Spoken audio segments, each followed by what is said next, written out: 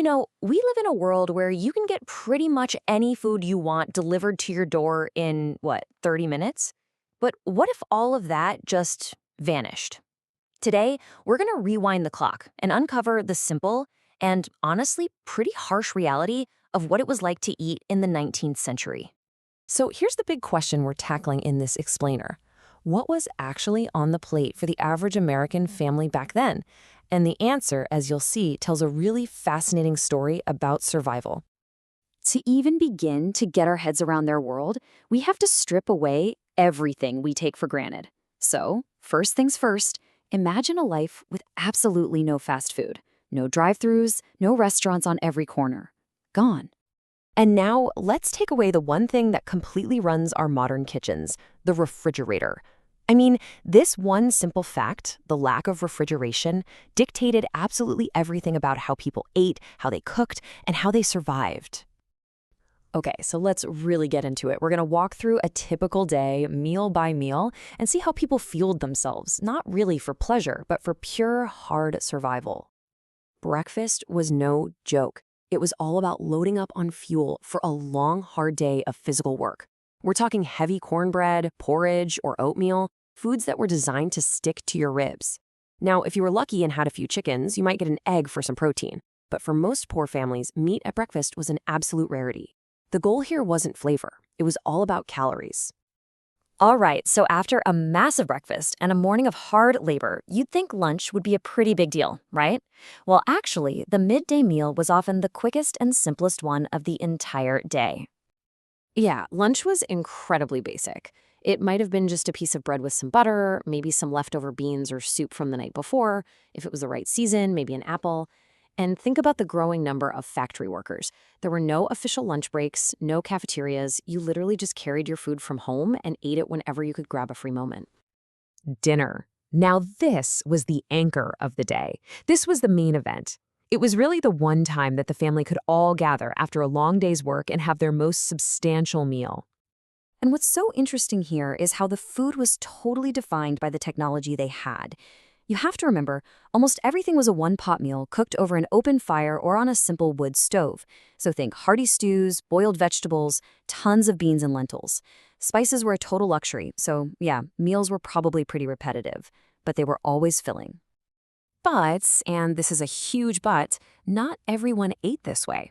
The 19th century had this massive gap between the rich and the poor. And believe me, nowhere was that more obvious than on the dinner plate. The difference is just, wow. And this just lays it all out plain and simple. On one side, you've got the meal of survival, bread, beans, potatoes.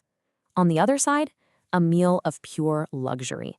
We're talking multiple courses with fresh meat, fancy desserts, and spices shipped in from all over the world. For the poor, food was just fuel. For the wealthy, it was a total performance, a way to show off their status. So, if you were like most people, part of the working poor, how in the world did you make your food last, especially without a fridge?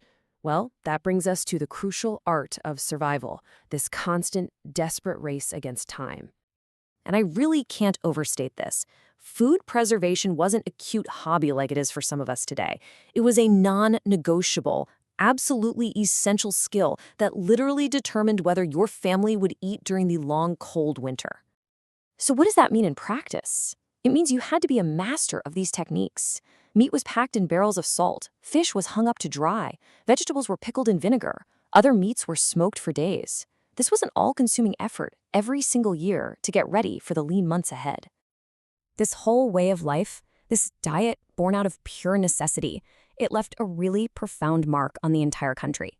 It wasn't just about what people ate, it was about how that food shaped American health, family life, and even the culture of work itself. So let's just break down that legacy for a second. First off, your entire life revolved around the seasons, in a way we can barely even imagine. Second, absolutely nothing was wasted. Every scrap, every part of an animal, it all got used.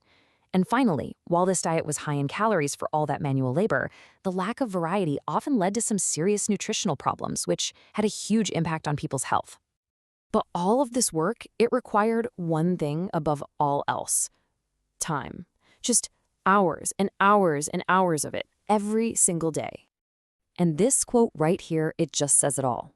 For women, cooking wasn't just another chore. It was their main job.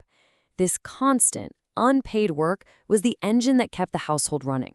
It was a relentless cycle of labor, from just getting the fire started in the morning to preserving the harvest late into the night. It wasn't until the 20th century, with the invention of modern convenience foods, that this cycle was finally broken.